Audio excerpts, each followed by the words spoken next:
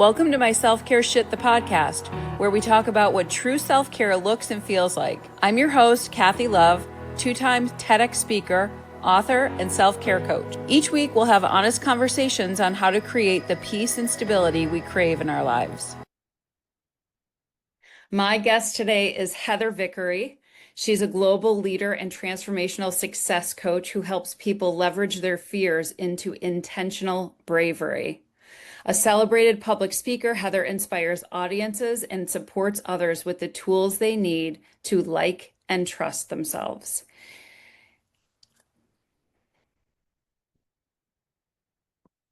My guest today is Heather Vickery. She's a global leader and transformational success coach who helps people leverage their fears into intentional bravery. She's a celebrated public speaker and inspires audiences. Heather Vickery. My guest today is Heather Vickery, a global leader and transformational success coach who helps people leverage their fears into intentional bravery. A celebrated public speaker, Heather inspires audiences and supports others with the tools they need to like and trust themselves in this moment so they can go out and live their purpose. When you spark your intuition and confidence, you're empowered to live a more bold, joy-filled, and successful life. Heather's a best-selling author and the host of two podcasts, Was It Chance and The Brave Files. Heather's an achiever of unrealistic dreams, and she's here to help you break the rules so you can belong to yourself first. Heather, I am so excited to have this conversation with you. I've been hearing your name for years from my good friend Melinda, who has said to me a million times, you have to meet Heather, you have to meet Heather. And finally, I got to meet you, and now I understand why. Aw, that's So so thank you for nice. being here. Thank you for having me, and thank you, Melinda. Hopefully you're listening. You're a treasure. Thank you. She is, and she's been we've been friends for over 30 years, and so she's been on along for the ride of this me getting my self-care shit together. And she's kind of been witness to all of it, and I think she would tell you that the biggest part of the transformation has just been in me getting to know myself better. And that's how I define codependency, which is what I mostly talk about, is healing from codependency through self-care. Yeah. And so when you started talking about the work that you do, it just made so much sense to me of how important that work is in the process of people getting to really truly know themselves Yeah. and be able to make decisions and create a life that works for them based on what they learn about themselves. So, can you tell us more about that? Yeah, of course. And it does make a lot of sense. So as a transformation coach, and my daughter, my 15-year-old's like, Mom, nobody knows what that means. And I'm like, well, it literally means just that. I help people go from where they are to where they want to be by learning to deeply and completely know, like, and trust themselves. And then once they have that foundation, that information, to learn to lead from embodied joy. And that requires unwiring and removing all of the stuff. Can I curse on your podcast, Kathy? Please do. Okay.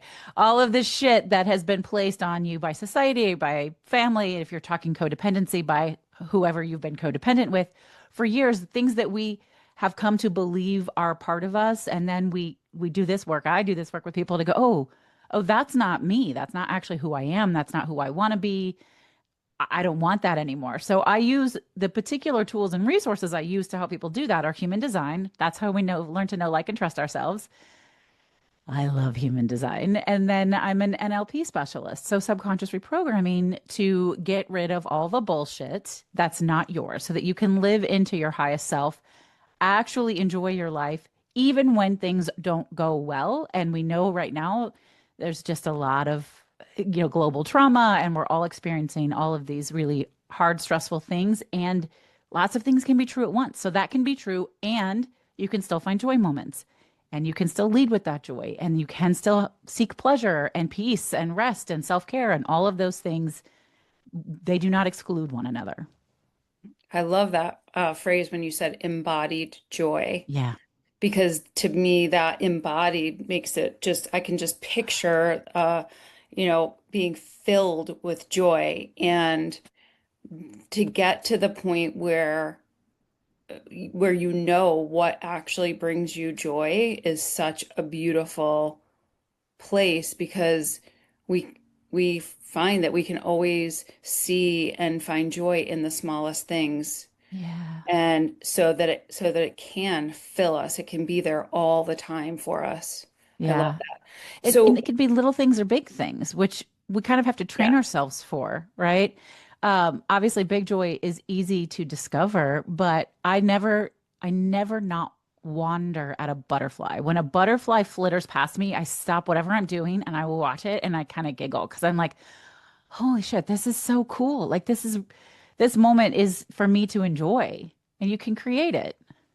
Yeah, it is. I always use the coffee example because it's something we have every day. It's something we just drink sometimes mindlessly and until our brain gets going in the morning. But to be able to have your cup of coffee Mm. and enjoy it and feel the heat of the mug and to smell the coffee and to Yes. taste Inhale the it. different flavors, no matter what's happening in your life, whether I it's a love great that. day or a bad day. I'm the one who makes the coffee in my household, and I grind the beans and I set it up the night before.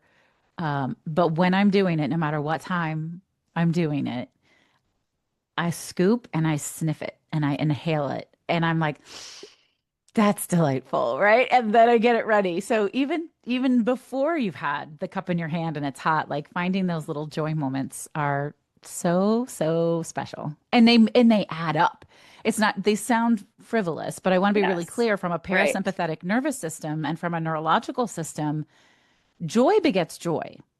Gratitude begets gratitude. So when you take the time to slow down and appreciate those little bitty things, you get the compound effect, which leads to you discovering more of those moments and finding that they get to outweigh the other moments eventually.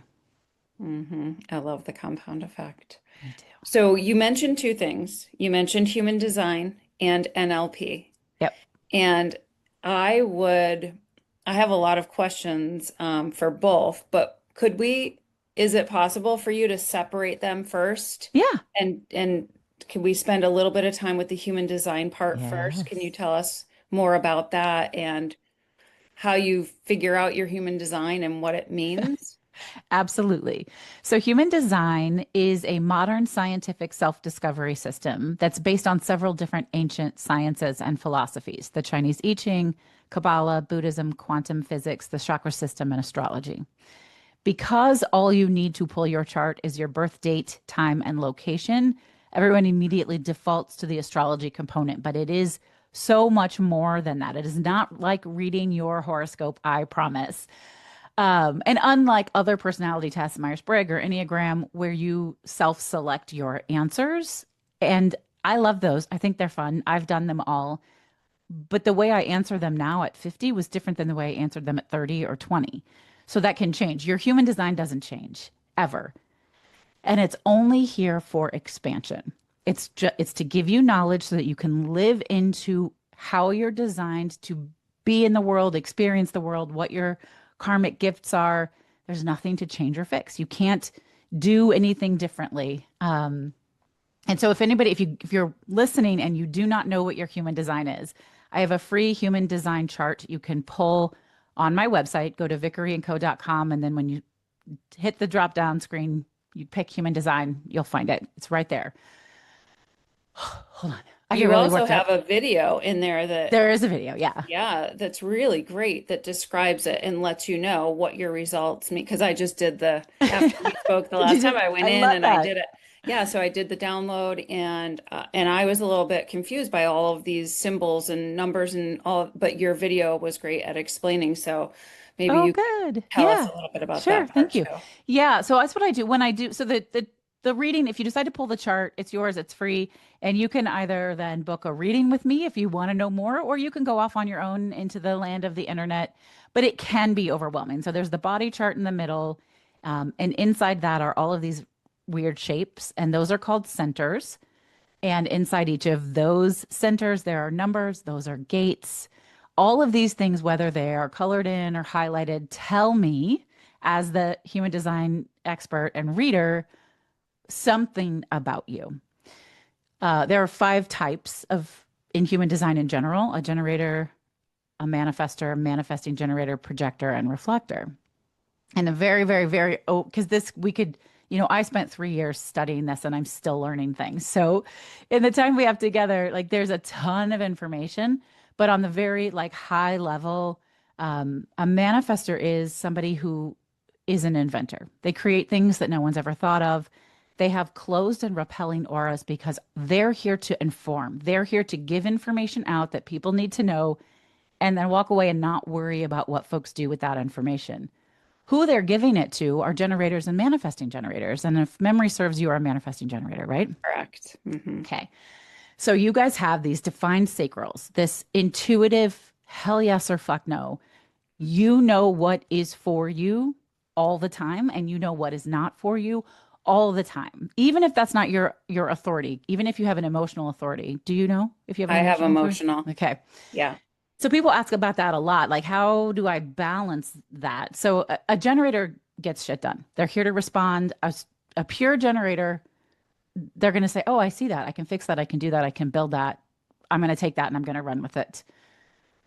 A manifesting generator, at the core, you have that generator, but you have a little bit of manifester in you. So there's a little bit of an informer. There's a little bit of a creator, instigator, all of that.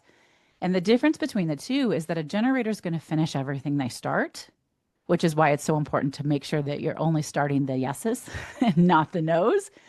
A manifesting generator is not designed to finish everything they start.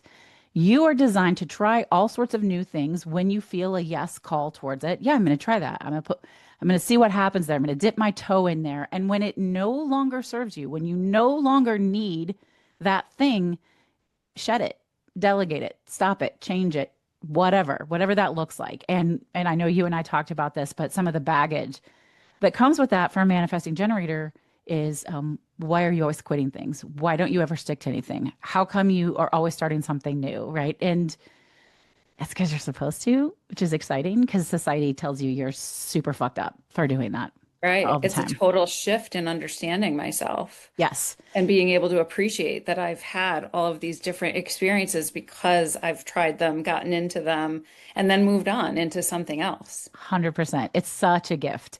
And you've got this toolbox that you can dip into and probably do all the time. Oh, yeah, I can help with that. I know a little bit of that. I got you with that. I can guide you here. Just enough, to send somebody off in a direction or to be able to do something cool or new. So it's really a gift, but it's not looked upon by society that way. So this is why we say know, like, and trust yourself, because we've got to shed what everybody looking at us has to think about it and really focus on what we think and feel about ourselves. And then we have projectors, which is what I am. And projectors are here to guide and lead. And we need to be invited in. So I was thrilled when you invited me into this podcast conversation. Thank you. Um, and it's interesting because when you're waiting for the invitation, it doesn't mean you're not doing anything. It means you're doing whatever you want to be doing. You're putting yourself out there. So when I go on TikTok and I play and I have fun, and then people see something, they like it, they connect with me, they invite me in. So I like to remind people who are projectors, you can't be invited if people don't know you're there. So just because you're waiting for an invitation doesn't mean you're hiding. And it can be. We like rest a lot. We're designed to be successful when we rest first. So that's counterintuitive. That was the limiting voice I've always had my entire life, was you don't work hard enough. Everybody's out here working all the time. And what, you need a nap? And the truth is, yeah, I do. I need a nap. And now I don't make myself do things that aren't productive, that aren't part of growing, right? So I serve my clients. If I'm building something, I set time aside to build it. If I need to write emails or whatever. Right now, I'm working on a subconscious reprogramming quiz so people could see what their subconscious blocks are. That's going to go on my website, and it's a lot of work Right. to build it. But I schedule in time to do that. I serve my clients. And then if I don't have other things on my schedule, I don't just sit at my computer and quote unquote force myself to be busy. I leave. I go do other things. I take walks. I read books. I whatever, because I know that what's for me is going to show up in those spaces as well. And then the Does last, that need to be invited? Does that play into any if you're not understanding your human design, does that lead into feelings of isolation or loneliness? interesting question. It can what it can lead to is being unwanted. Not so much, A yeah, feeling of a being unwanted. feeling of being unwanted. What we tend to find, I have two projector daughters. I have four daughters, and my oldest two are also projectors. So I can see how this manifested for me in my life, and I see it for them. Projectors have this really gifted ability to know things, and we just know them about ourselves, about the world, about other people. And we really want to tell you about it. We really want to solve your problems because we know how. We actually know. Here's where it gets tricky. When you're younger, and I watch my daughters do it all the time, and I certainly did it, we would just tell people, well, this is what you have to do. And they'd be like, go fuck yourself because you don't get to tell me what to do. You know why? Because we weren't invited to share that information. So we're know it alls. The projectors are the know it alls that nobody likes because why you got to always tell me my business. So now I say things like, I kind of have a thought about that. Would you like to hear it? Completely different presentation, Yes, my right? 19-year-old hasn't figured it out yet, but eventually you figure it out because it's too painful to be rejected that often. So it's just in how you approach it. But we love solitude, even if we are super outgoing extroverts, we really, really need alone time, quiet alone time, because we absorb and amplify people's energies in really, really big ways, and it's overwhelming. So I love my solitude. Mhm. I love it. Yeah. And then the last type is a reflector, which is super rare. 1% of the global population of people is a reflector. I got to do two reflector readings last year, which was really, really special. They are just mirrors. They don't have any definition in their human design chart. So what they do is they show you yourself. They just mirror whatever's around them. And that can be hard to see because we don't always want to see our truths. So reflectors Right. are really, really unique, special folks. And so do they, when people aren't ready to see their reflection, are they turned away from? Are They they they almost can be. rejected? They can be. Yeah. A reflector kind of has to build a thick skin. They're actually, so we talked about your emotional authority. That's a whole different part of the reading, but your authority is your most intuitive decision maker. And so there are a lot of different types of authority that you can have. And we won't be able to get into all of them just from a timing perspective. But when you have an emotional authority like you do, then you have an emotional wave and you're going to go on your wave. My youngest daughter's a manifesting generator and she's emotional. And her wave is the wave of transitories, unmet expectations. So I have learned that when anything, and I mean anything, the temperature of her peas in her lunchbox, if anything does not go exactly how she expected it to, she's going to lose her shit for 20 minutes. Like that is what's going to happen. So I tell my emotional authority people, you have the right to ride your wave. You have the responsibility to not make it somebody else's problem.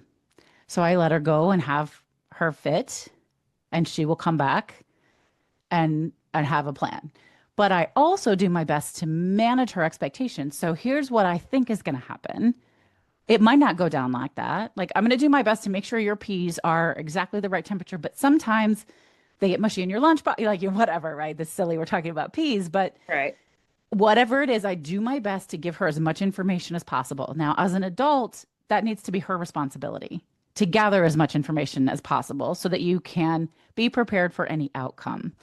But understanding your emotional wave is really a gift because then you go with it. And it's, it's usually 24, 48 hours and you're going to swing up and you're going to swing down and you want to wait until you're in the center to make any big decisions. But like for you, you have the hell yes or the fuck no. The hell yes is going to say, yes, I want to know more. And then you're going to go on your wave and you're going to explore and then you're going to settle and then you're going to make a final decision. But that's not for things like, what do we want to have for dinner? For dinner, ask yourself yes or no questions. And do I want to have Mexican food for dinner? Hell yes, I do. Or nope, that's not it. Because your body will tell you instantly about something that's not a huge, big decision. But if it's an open ended question, how would you respond? Hey, Kathy, what do you want to have for dinner tonight? Yeah, that is one of the top worst questions Uh huh. that has plagued my life. Yep. So, yes or no questions, that's the answer. If somebody Right. said to you, do you want to go out for sushi? Yes, absolutely. Yes, And absolutely. it's the same with how are you? I've talked about that before. How Mhm. are you is the worst question you could ever ask me. I just can't answer it. Yes. Yeah. But if I said, hey, Kathy, are you well today? Like, are you feeling good today? You would Yeah, know yes or no. absolutely. Yep. Yes, absolutely.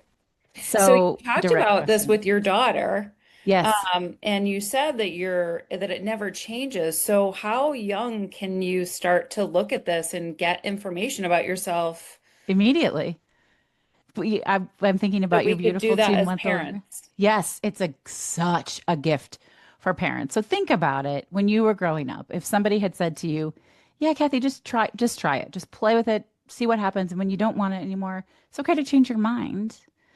How that would shift the way you approach everything in life. So my daughter, that's a man gen, she doesn't want to start anything because she's afraid of getting stuck and having to finish it. So I really just have to say, hey, it's okay, give it a go. And when you don't want to anymore, it's okay. Like you can stop. That helps a lot. So parents who pull their chart when their kids are born and they get the knowledge, like I've done connection charts for families and I do readings for parents all the time. These are the kinds of questions you need to ask your kids so that they know their own truth. This is how you can best guide them. And it's going to be different than the way you function. It's not going to make sense to you all the time. That's okay. You can still do that. So if you're a generator and you have a projector kid, you want to know why, like why are they tired? You need to let them nap in the car. We need a nap. Like that's just what's going to happen. Um, we can't. We're not the Energizer Bunny. We can't go go go go. And instead of telling us, here's what you need to do, invite us to come in and do it. You'll get a completely different response. So it's a really great tool for parents because it can change. It could literally change us on a global level if we raised people to know themselves instead of here we are in our 40s and 50s and 60s and trying to figure out who the fuck we are. Hmm. I think that's an amazing tool that we have at our access. It's just about letting people know about it. That's why I wanted so Yeah. much to have this conversation. Thank you. And and I was even thinking about how it would apply. So I've run the Outlier Project with Scott McGregor, and it's really just the two of us working. I know his birthday. I may just run his chart and find out because it can help us really, I think, understand each other and why, All the time. right? It's So something even I with love to do for coworkers. teams. I do team readings all the time. And so when I'll say, hey, person A, if you, when you need something from person B, if you would ask for it this way and set this up, you're going to get what you want. And set, because right now we're probably pushing against each other. I do team readings all the time. It's really fun. I love that. So you said it was based on these different systems, I don't know, Sciences and yeah, philosophies. sciences. Yeah. And so do you find it to be fairly accurate? Or, I mean, I feel like you are going to Yes. say it's really accurate. No, it's bizarrely and sometimes almost freakishly accurate. Um, like I'll meet people for the first time and I'll pull the chart and I'll just start telling them what I know based on the chart and they're like, how do you know that? You really shouldn't know that. And I tend to find there'll be a couple people every now and then that go, no, no, no, no, no, no, that's not me. I'm like, okay. but I ask a lot of good questions. And then we'll get around to, oh, no, that's not who I want to be or who I thought I was. Guess what? It's still who you are. So how do you work with that now? Mhm. Right. Hmm.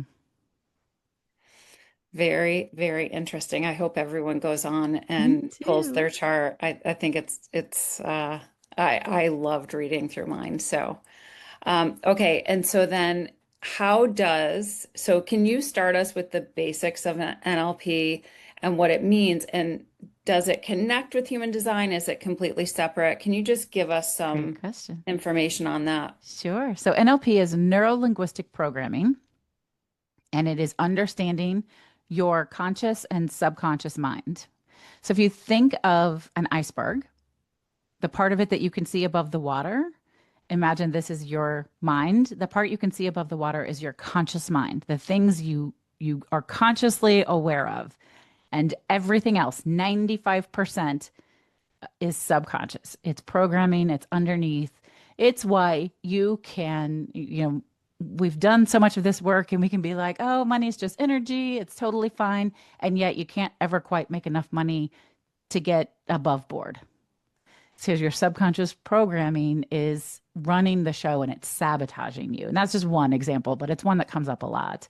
Mhm. So we have all sorts of tools. I have all sorts of tools to shift folks on a subconscious level, to change thought patterns, beliefs, associations with past experiences and memories. Um, some of my resources you do not have to directly associate with any specific memories, which is really nice if there's a lot of trauma involved. I am not a therapist. I like to remind you, I am not a therapist. I do not claim to have any of those licenses and skills. Um, but like time techniques, which is amazing. So we can go way out generationally or past lives into the past, way out into the future and shifting. We can let go of fear and shame and anger and sadness and all kinds of things. We can plant goals on your future timeline. With the swish technique, I'll give you an example we did for me when we were in training. I wanted to stop drinking Diet Coke just because it didn't make me feel good. And I was like, this shit's going to kill me one day. And if you're a Diet Coke drinker, I am not coming at you. Like, you do you, right? But so I wanted to replace it with drinking like a seltzer water. So I do this really cool shift technique. And I have had half of one Diet Coke in the 2 years since then because I thought, oh, I really want to try it. And then I took a drink and I'm like, no, that tastes bad. So it works, right? So I have clients who do it for, every time I'm really confident all the time, except with this one person in this one situation. So we'll do something like the swish technique. And then the whole idea is just go out and live your life and you don't think about it. And she came back 2 weeks later. She goes, you know what? I haven't had that problem with her in 2 weeks. And I'm like, oh, nice. Right. So we could just, there's subtle changes. I love subliminal audios for that. Now here's where these two things combine. So no, human design is one thing, NLP is another thing. I combine them because I think that if we don't deeply and completely know ourselves and trust ourselves, then we don't know what needs to be reprogrammed. We don't have the information we need to make the appropriate changes. So that's how I bring them together. But I love subliminal audios because sometimes transformation gets to be easy. Usually it's hard, dirty work. The process, you mean by that, the Yes. work that we call doing the Yeah. work. The Sometimes work. it's okay for it to be something that's easy to do. Exactly. Sometimes, and it can't always be heavy and hard. We just aren't built to survive that. We need to give ourselves a break on occasion. And a subliminal audio just sounds like nice, relaxing, meditative music in the background, but it's got underlying affirmations specific to whatever it is that you want to grow on. And it works really subtly in the background. I actually created an entire catalog of human design focused subliminal audios.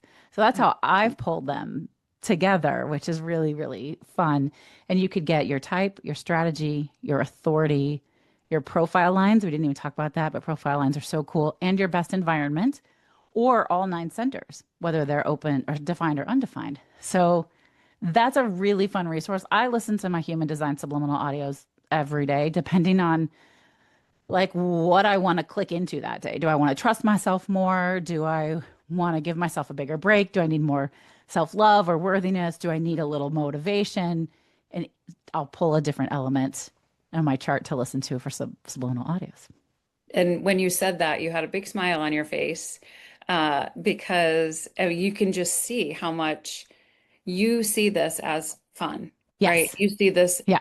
work that people are maybe coming into talking to you with something they're not necessarily happy about, or they're struggling with, or they're really having a hard time with.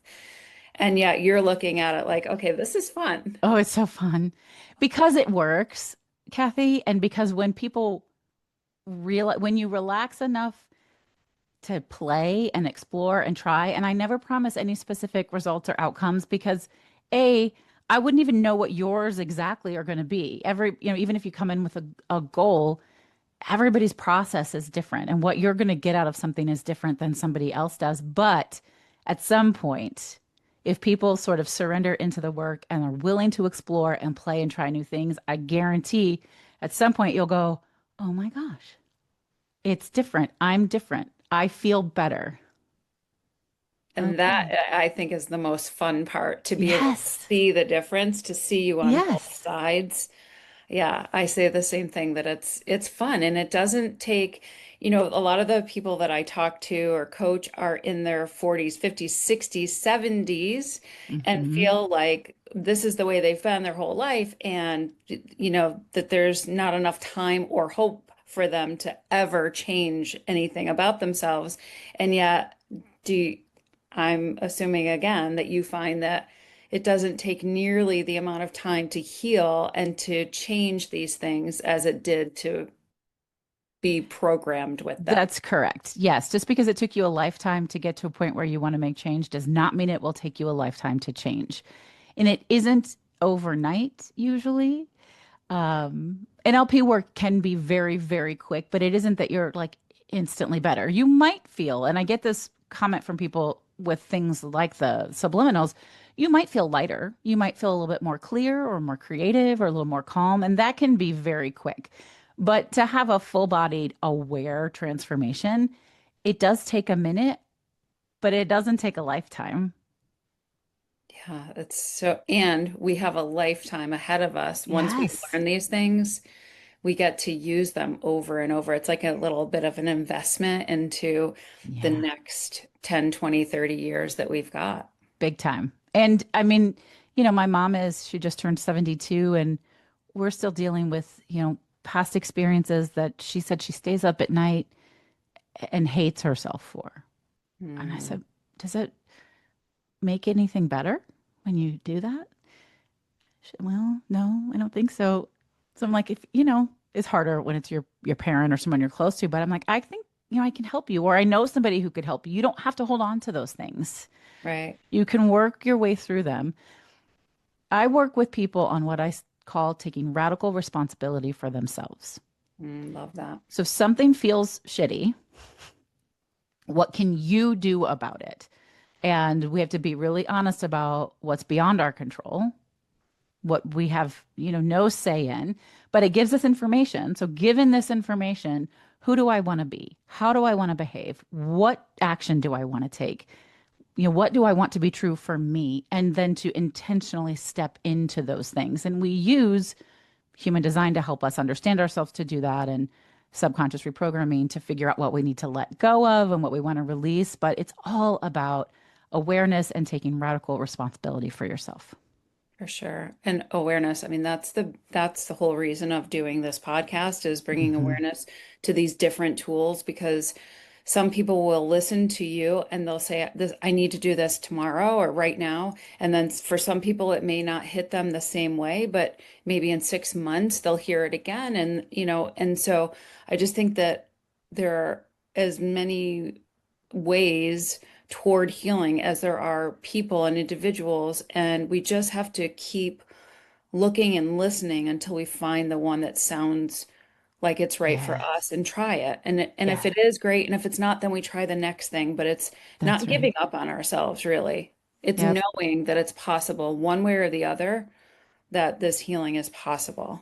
It's so possible. And the truth is, you may get a little bit of something from one person or place that is helpful and something from, I never tell people like exactly how I do it is how you have to do it because I call total bullshit on that because we're all so different.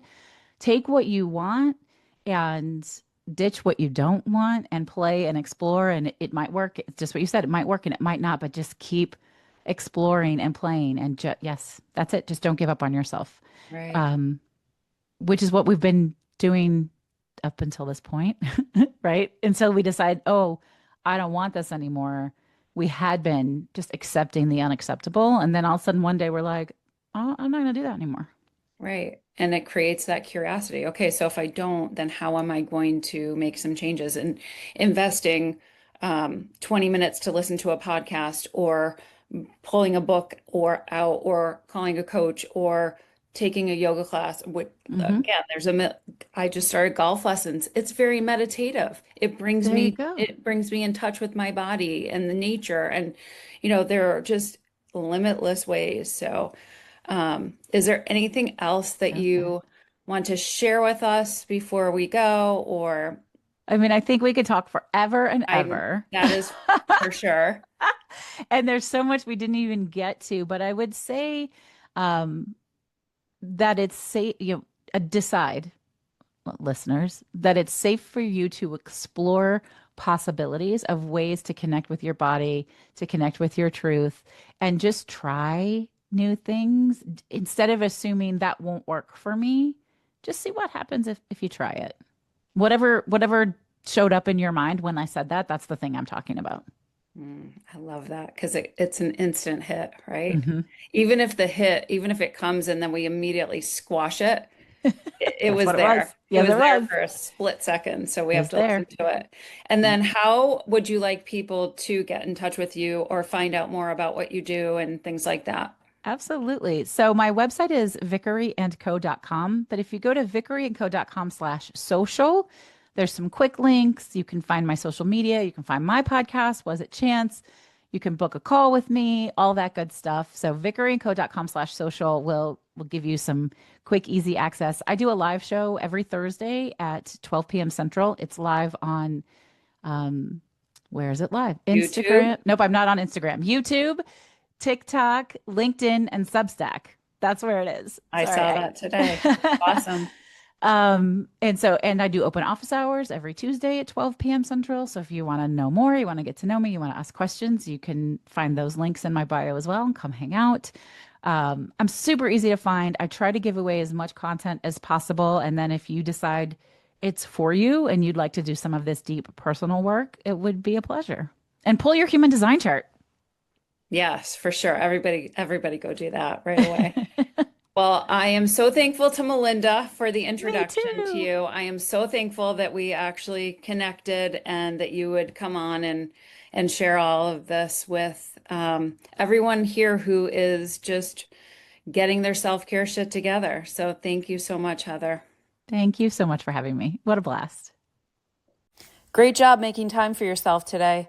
Be sure to subscribe to my Self-Care Shit the podcast wherever you listen in. Your 5-star review will help get this show to whoever needs to hear it. Go grab your free daily self-care checklist on my selfcareshit.com. Please take the last minute of this podcast for yourself to listen to the ocean waves and breathe.